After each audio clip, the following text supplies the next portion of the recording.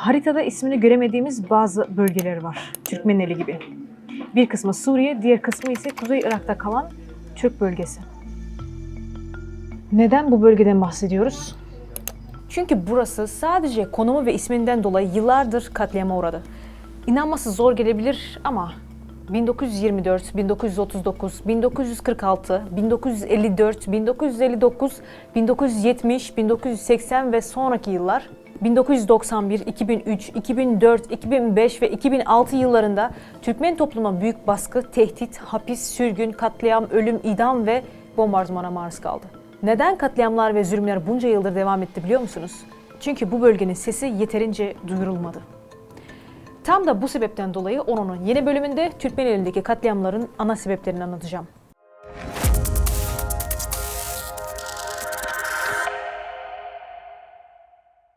İçeriye geçmeden yalnızca birkaç saniyenizi alacağız. GZT olarak Yaptığımız işi önemsiyoruz ve Çok çalışıyoruz. Amacımız da GZT YouTube kanalını 1 milyon aboneye ulaştırmak. Bu da sadece sizin katkılarınızla mümkün. abone ol butonuna tıklayarak 1 milyon yolculuğumuzda bize destek olabilirsiniz. Bir kişiden ne olur demeyin. bizim için çok önemli. Şimdiden teşekkür ediyor ve hemen içeriye dönüyoruz. Başlayalım.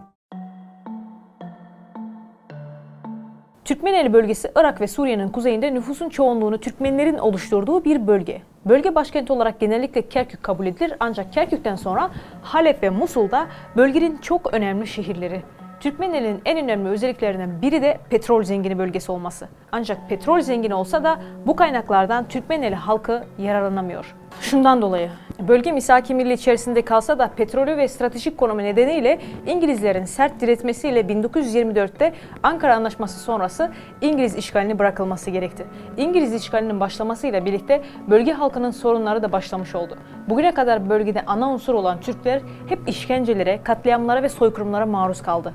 14 Temmuz 1959 Kerkük soykırımı buna en büyük örneklerden biri. Kerkük katliamı Türkmenlerin maruz kaldığı vahşet çeşitleri açısından en korkuncu. Bu facianın daha iyi anlaşılması için katliam öncesi bazı meydana gelen gelişmeleri bilmemiz şart. 14 Temmuz 1958'de yapılan askeri darbe sonucu Irak'ta kraliyet devrilmiş ve cumhuriyet rejimi ilan edilmişti. Eski dönemin bütün siyasileri tutuklanmıştı. Darbe ile birlikte ilan edilen cumhuriyet rejiminde halka her türlü serbestliğin verileceği, bütün halkların milli ve kültürel haklara kavuşacağı duyurulmuştu. Herkes gibi buna çok sevinen Irak Türkmenleri de artık yıllardır özlem duydukları milli haklarına kavuşma heyecanı yaşamışlar. Giderek ülkede kurulan meslek birlikleri ve sendikaların önceleri sol ve sosyalist söylemlerle ortaya çıkan eğilimleri daha sonra tamamen komünist sloganlarla ortaya atıldığı görüldü. Kısa süre içinde faaliyetlerine izin verilen Irak Komünist Partisi artık alenen Sovyet Rusya lehine propaganda yapmaya başlamıştı. Krallık döneminde yurt dışına kaçan bütün siyasi suçlular yeni rejim tarafından affedilmiş ve yurda dönmeleri için çağrıda bulunulmuştu. Bundan yararlanan Molla Mustafa Barzani 11 yıl sürgün kaldığı Moskova'dan Irak'a döndü ve Bağdat'ta tantanalı bir şekilde karşılandı. Barzani'nin Irak'a dönüşü Kürtleri büyük ölçüde cesaretlendirdi. Kürtler petrol yatakları ile zengin Kerkük'ü kendi bölgeleri arasında katmayı planlamaya başladığında asıl olaylar da başlamış oldu. 22 Ekim 1958'de Süleymaniye'ye gitmek üzere Kerkük askeri havaalanına inen Mustafa Barzani, Kerkük'e organize biçimde gelen Kürt milislerinin tezahüratıyla karşılandı. 24 Ekim'de peşine taktığı yüzlerce komünistle birlikte Kerkük'e döndü. Silahlı militanların Kerkük'e gelmesi şehirde tansiyonu yükseltti. Türkmenlere karşı çeşitli sloganlar atan bu gruplar taşkınlığı giderek arttırdılar. 1959'un başlarında Musul'da artan komünist faaliyetlerine karşı halk arasında direnişler başladı. Sendika, meslek birlikleri gibi komünist örgütlerin elde ettikleri subaylarla planladıkları hareket Musul'da çok feci kanlı olaylara yol açtı. Bütün Irak'ta geniş yankı uyandıran Musul'daki kanlı çatışmalardan sonra Kerkük'te bulunan ve gerçek bir Türkmen dostu olan 2. Tümen Komutanı Tuğgeneral Nazim Tabakçalı görevinden alındı. Bunun yerine komünist yanlısı Tuğgeneral Davut El Cenabi tayin edildi. Cenabi'nin Kerkük'e gelişiyle komünist gruplar daha fazla cesaret kazandı. Kerkük'te Türkçe yayın yapan Beşir, Afak ve Kerkük adlı gazeteleri kapatan Cenabi, bu gazetelerin yazışları müdürleriyle başyazarlarını tutuklayarak Irak'ın güney vilayetlerine sürgüne gönderdi. Ardından avukat, öğretmen, doktor, mühendis, iş adamı gibi Türkmenlerin ileri gelen aydınları hapse atıldı ve sürgüne gönderildi. Bununla da yetinmeyen yönetim ileri gelen Türkmenlere ait iş yerlerini ve evleri baskınlar düzenleyerek güya silah veya bazı suç belgeleri arama operasyonları yaptırdı. Savunma amaçlı veya avcılık ile ilgili basit silahlar yanında mutfaklarda bulunan iri bıçak bile suç aleti sayılarak tutuklandı. Bu arada Kerkük dışından kente akın eden Kürt militanları da kamyonlarla dolaşarak Türkmenler aleyhine sloganlar attılar. Kentin Türkmen halkını tahrik etmek için ve türlü çatışmalara yol açmak için her türlü provokasyonları deniyordu. Nitekim tahrik ve sataşma sonucu sabrı taşan Türkmen gruplarla fanatik Kürt militanlar arasında yer yer çatışma meydana geliyordu.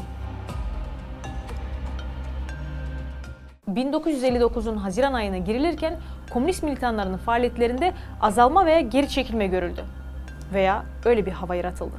14 Temmuz 1959'a kadar Kerkük'e gizlice sokulan militanlar silahlandırıldı. Cumhuriyet'in ilanının 1. yıl dönümü yaklaşırken silah sesi duyuldu. Ardından otomatik silah ard arda ateşlendi ve Türkmenler yer yer saldırıya uğradı. Silahsız veya sadece Cumhuriyet'in ilanının 1. yıl dönümünü kutlamaya çıkmış bulunan Türkmenler otomatik silahların taraması ile dağılmaya başladı. Kadınlar, çocuklar panik içinde koşuşmaya ve şaşkınlık içinde sığınacak yer aramaya koyuldu. Böylece 3 gün ve 3 gece süren ve tarihi Kerkük katliamı olarak geçen soykırım başlamış oldu. Türkmenler nasıl katledildi biliyor musunuz? Halkın panik içinde köşe bucak saklanmaya çalışması üzerine 2. Tümen Komutanlığı'nın emriyle sokağa çıkma yasağı ilan edildi. Ancak çok geçmeden bu yasağın sadece Türkmenler için ilan edilmiş olduğu anlaşıldı. Daha sonra Türkmen toplumunun ileri gelenleri 2. Tümen Komutanlığı'nca istendikleri gerekçesiyle evlerinden alınarak Kerkük kışlasına götürüldü. Burada kurulan sözlü halk mahkemelerinde 5-10 dakika içinde yargılanarak kurşuna dizildiler. Ordu, polis ve sivil teşkilatlarla Komünist Parti'nin üyeleri el ele vererek evlere baskınlar yaptılar ve yüzlerce Türkmeni tutukladılar. Bir kısmını barakalara doldurarak süngü ve dipçiklerle katlettiler. Evlerinden alınan bazı Türkmen liderleri ailelerinin gözleri önünde makineli tüfeklerle şehit edildiler. Daha sonra ayaklarına ipler takılarak motorlu araçlarla cesetleri sokak sokak sürüklenildiler.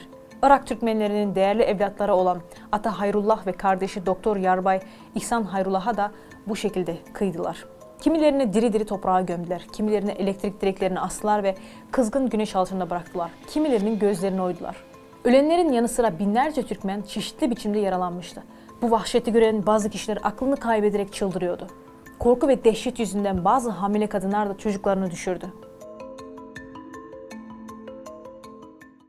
Günümüzde bile Irak'ta bir numaralı hedef Türkler. Peki neden? Bu yılın Temmuz ayında Irak'ın Dohuk iline bağlı Zaho bölgesinde terör örgütü PKK ya da yerel milislerce düzenlenen saldırı sonucu birçok sivil hayatını kaybetmiş ve yaralanmıştı. Yaşadıkları siyasi başarısızlıkların üzerini kapatmak için Irak'taki mevcut siyasetçiler bunu Türkiye yaptığı şeklinde bir kara propagandaya çevirdi. Zaho'da meydana gelen saldırıdan önce Türkmenlerin başkenti Kerkük'te Kürt siyasi partiler birleşerek düzenledikleri basın toplantısında 14 Temmuz 1959 Kerkük katliamı şehitleri ve Kerkük milletvekili Erşat Salih'i'ye saldırdılar. Saldırı sonrasında Irak'ta başlatılan Türk ve Türkiye düşmanlığı sonucu Türkiye 2. İsrail, Türkler ise yeni Yahudiler konumuna getirilmişti.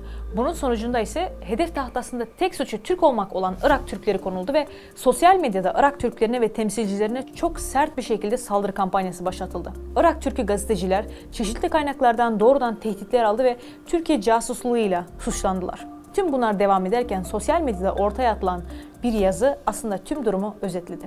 Türkmenler yok edilmeli, hepsi Türkiye'nin artığı. Türkmenlerin suçu neydi? Aslında yanıt çok basit. 1959'da düzenlenen Kerkük katliamında Irak Türkleri Turancılık ve Türkiye ile birleşmek isteyenler suçlamalarıyla katledildi. 1980'e gelindiğinde ise yine Irak Türk'ü liderleri Türkçülük ve Türkiye casusluğu suçlamalarıyla idam edildi. 1991'de ise Türkler sadece Türk oldukları için katledildi.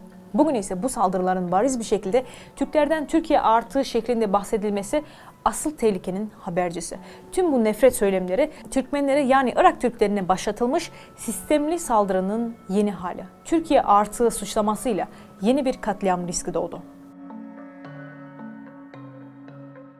Kandil, Zap, Zaho ve nice bölge dahil Türkiye-Irak sınırının büyük bir bölümü terör örgütü PKK yönetimine girmişti. Buradan da teröristler Türkiye'ye doğru saldırılar düzenlemiş ve saldırıların hazırlıkları yapılmıştı.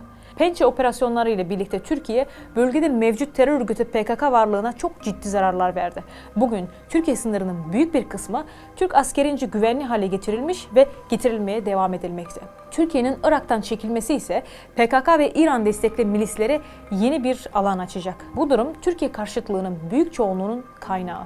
بتجاهل مطالبات العراق بإيقاف انتهاكاتها العسكرية المستمرة للسيادة العراقية وسحب قواتها العسكرية من الأراضي العراقية.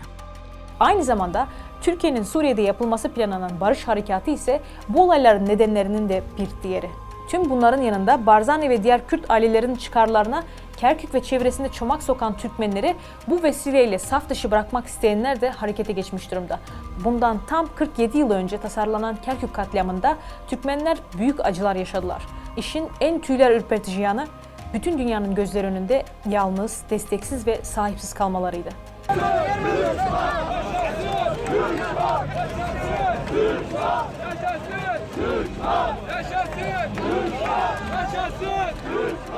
Bu nedenle Irak Türklerinin anavatanı olan Türkiye Cumhuriyeti ve Türk dünyası, Irak Türklerinin durumları hakkında doğrudan ilgilenmeli ve güvenlik kaygılarını doğrudan değerlendirmeli. Çünkü Iraklıların gözünde Irak Türkleri her zaman Türkiye ve Osmanlı artı olarak anılacak.